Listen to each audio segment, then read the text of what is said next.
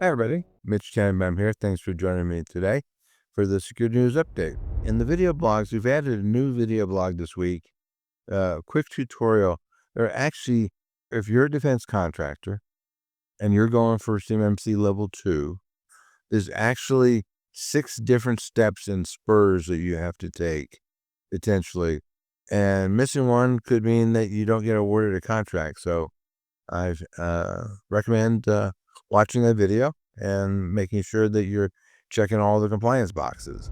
The government's General Accounting Office has reported that apparently servicemen and women and Pentagon civilian employees don't know how to keep secrets secret. There's a concept, huh? They say they're not properly trained and not given proper guidance. So whether you have secrets or just corporate secrets, my question to you is, are your employees appropriately trained and given the appropriate guidance? If you're wondering whether that's true or not, reach out to us and we'll be happy to discuss. Another case, we hear this unfortunately too often. I mean, it's still relatively rare, but too often. A tech guy was fired. He was apparently unhappy. Can you imagine that? Someone who got fired was unhappy. He used somebody else's credentials, which says the company's security is lacking, but he used somebody else's credentials to log in, run a script, and reset the password of 2,500 employees. While the government is not publicly saying who the company was, reports are that it was Waste Management.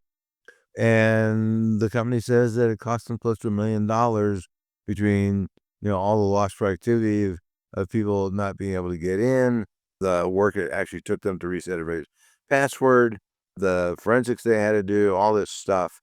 And obviously, apparently one of the groups of people that were affected were a call center. So the call center was out of operation. So cost them nearly $1 million. This is kind of interesting. The gold rush to AI is causing a shortage of computer parts because as they build all these data centers, there's a lot of computers they need. And while there's certainly special AI computer stuff, there's also regular computer stuff that's required, whether that's hard drives or memory or whatever it is. And people are hoarding it. So computer stores, in some cases, are starting to limit how much you can buy. Distributors are limiting how much they're sending to computer stores. So make sure you kind of have your plans in motion so that if you get caught with that, you're not in a situation where you need a computer or parts and you can't get it. People have asked many times, if I encrypt CUI with appropriate encryption, meaning FIPS 140-2 level encryption, can I store the data in a commercial cloud? In the most recent DOD CIO frequently asked questions report, they specifically answer this question, and their answer is no. Even though for ITAR, which is handled by the Department of State, the answer to that is yes, which maybe the Department of State needs to kind of revisit things. I suspect, although they're not saying, that this is due to the concern about what happens with quantum computing. And if the Chinese steal your stuff and it takes them a couple of years to decrypt it, will the stuff still be valuable? The answer is it could well be. I mean, a lot of airplanes, run for 20, 30, 40 years. So, what's a couple of years in that life cycle? So that's the answer to that. No encrypted CUI in the commercial cloud. In the reference department, sometimes these stories are amusing. The NSA has this thing called the Evaluated Products that's been around forever, the short name EPL. And it talks about, these are the shredders that we've approved, and these are the disk degaussers and disk destroyers, stuff like that. They just published a new list of all these things.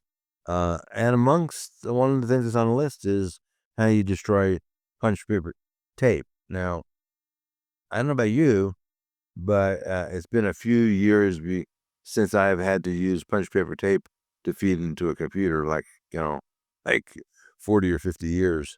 So I don't know. The NSA is always up with the modern stuff, so maybe they're still using punch paper tape. But anyway, short of that, if you need to know what's approved for destroying CUI, the EPL is a good place to go. Fortinet has quietly patched a FortiWeb flaw that was being massively exploited. From a user standpoint, it's great that they got it fixed.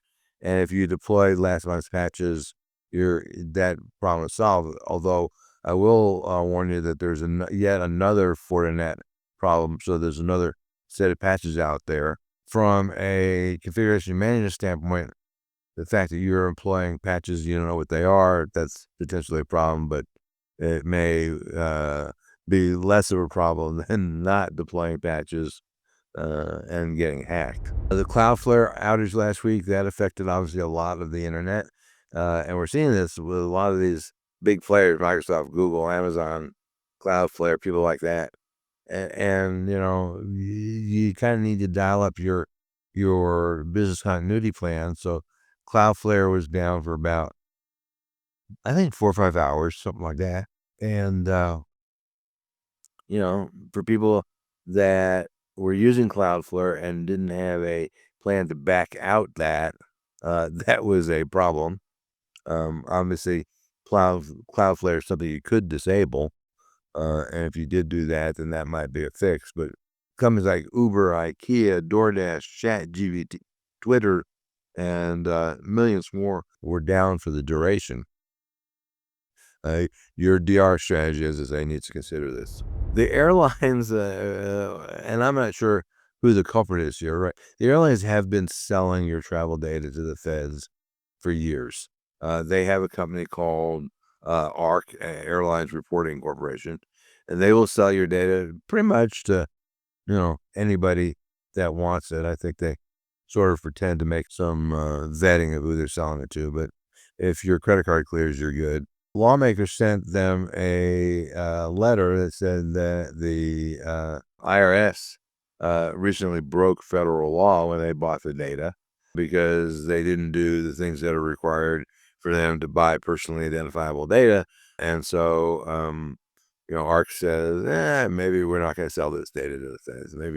Maybe it's not worth the reputational damage, number one, and not worth the risk, number two, of us getting dragged into some lawsuits. So, as you probably know, the big AI companies are getting sued right and left because they're using people's data without their permission to train their AI, because that's really the only way their AI works, right? If they can't train their AI for free, that's problematic. They had to actually pay you. Well, the folks that own or manage the music rights for people who write music in Germany took let's see who it was, OpenAI, I think. Doesn't say. I think it was OpenAI. To court. They won. They were awarded damages. They're not terribly happy with the amount of damages, so they're trying to figure out, do we appeal? What do we do? In the meantime, obviously, this sets a precedent that says at least one court thinks that you using people's musical compositions without their permission is a violation of their country's copyright law. And the challenge these guys have is that, they're all over the world, and so they have to comply with a whole bunch of different laws. Interesting challenge, but if you're in Germany, you may get a couple of pennies. In the education department, Proton, the privacy-oriented email and VPN and a whole bunch of other services company, has launched a new service called Data Breach Observatory. And here's the real shocker. Can you imagine there are people who are breached who don't report those breaches to the appropriate regulatory authorities? So what Proton is doing is they're scrubbing the dark web, looking for data that wasn't reported to the authorities, and they're building a database of it. So, you might get away in the old days with not reporting a breach if it's low profile enough. But now with Proton going after, if anybody puts the data up for sale, they'll catch that, and you might get outed. The Washington Post lost about 1.8 million files, not 1.8 megabytes of data. The data includes application, software application logs, invoices, financial transactions, PII for approximately 10,000 employees, and some famous people like John Bolton, Fareed Zakaria, and Joe Scarborough, amongst others. So if you're a famous person, or maybe even not so famous person of the Washington Post, and this apparently affects employees, contractors, and contributors. In the ransomware department, where it continues unabated, police in Massachusetts and Oklahoma both were hit by ransomware attacks. The city of Attleboro is down for the count, and they did put a tiny little notice on an obscure page on the city website. I assume that's not call attention to that. It's like that people don't know that if they call the police, then the phone doesn't work. And then in Oklahoma, the Cleveland County Sheriff said that it was facing a ransomware attack, and I can find absolutely nothing in the Cleveland County websites that might indicate they were under attack.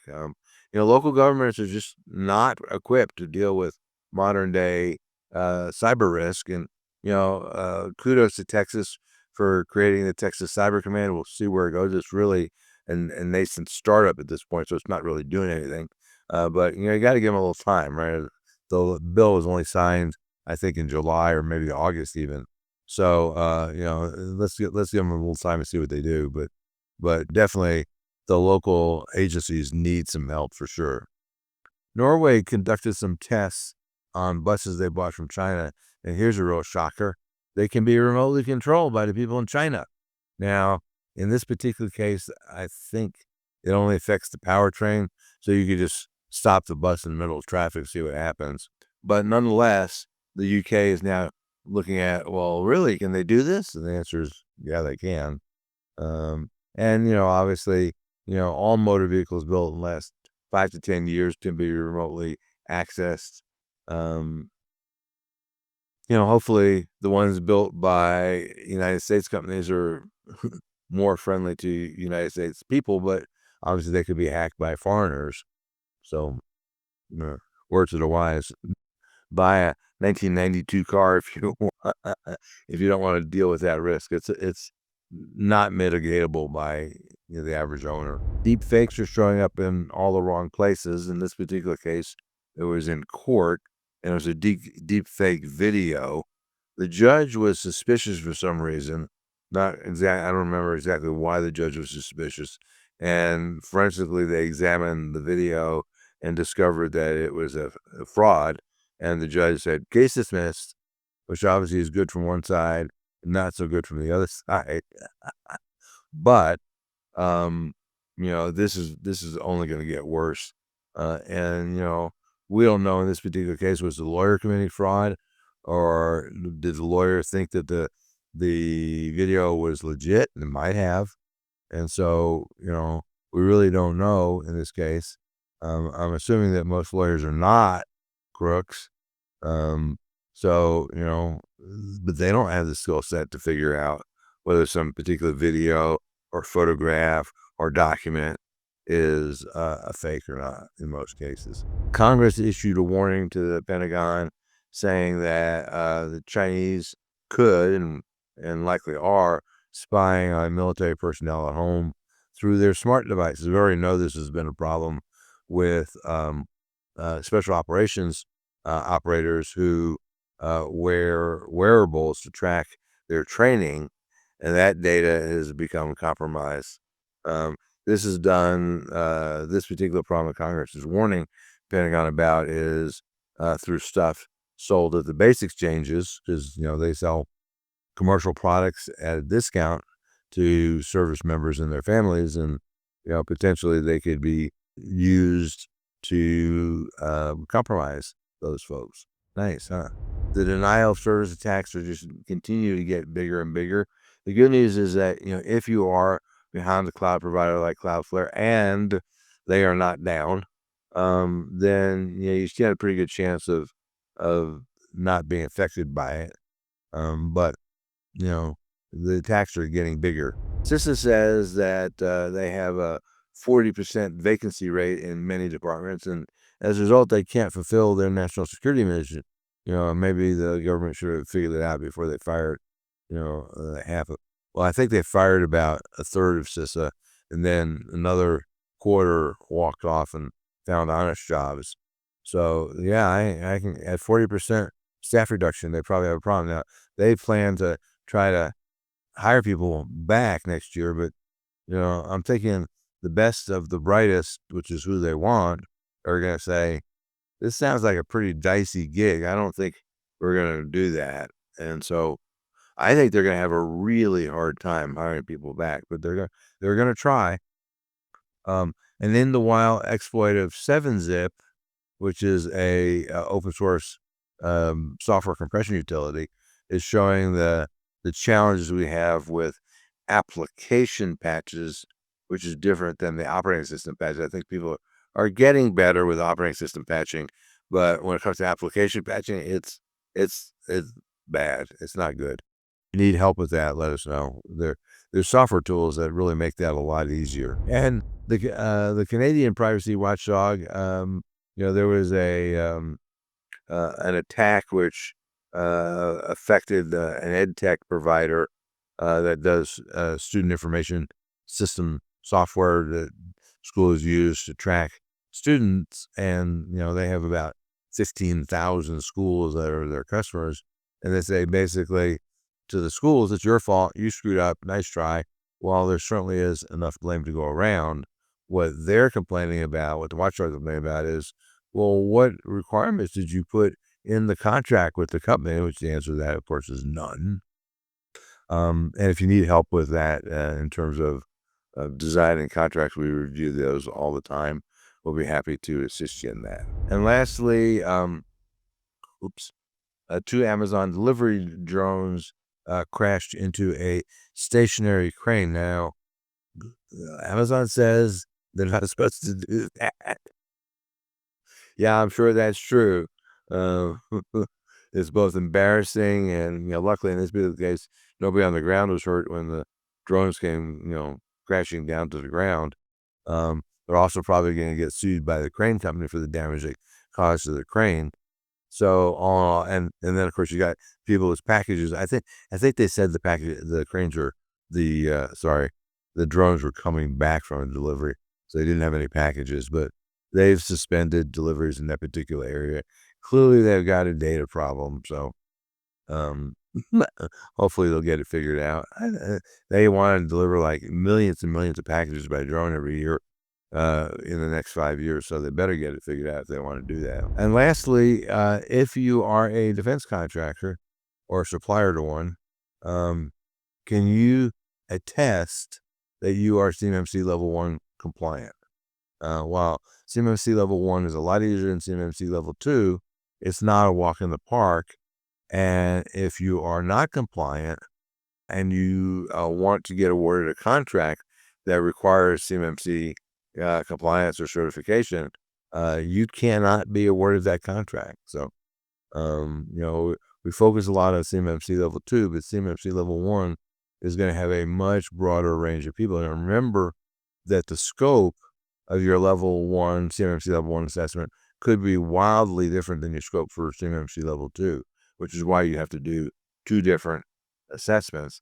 And the fact that your CMMC level 2 environment is certifiable does not mean your CMMC level 1 environment is. So, again, if you need help with that, let us know. So with that, that's all I have for today. Until next time, thanks for listening and stay safe.